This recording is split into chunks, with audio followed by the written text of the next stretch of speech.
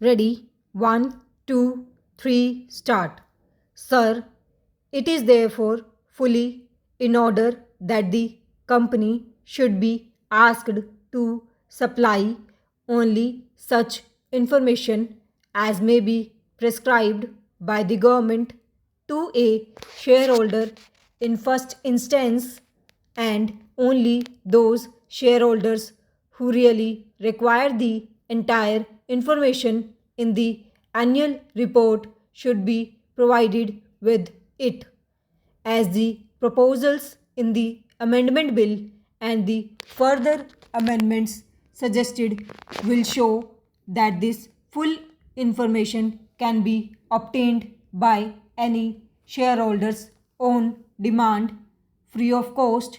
It cannot therefore be said that the interests of the shareholders are not being adequately safeguarded. So far, the small depositors whose deposits were not being refunded by the company in time had no remedy under the Companies Act. He had to go to the civil court to enforce his claim.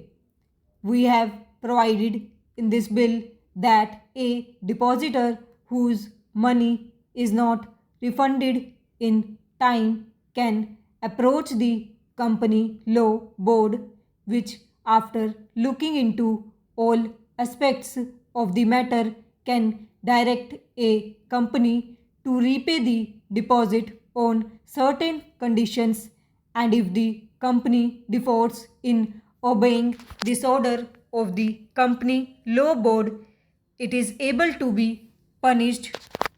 I am sure all the members would agree that this is a major step towards the protection of the interest of the depositors, particularly the small ones.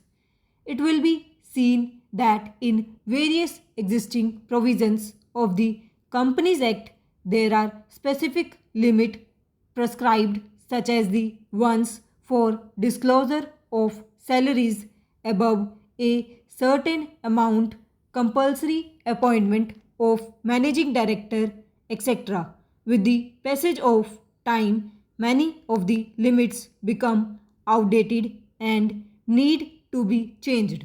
It is felt that flexibility in these matters would be of great benefit, and with this aim, it has been provided that these provisions be changed to such limits as may be prescribed by the government.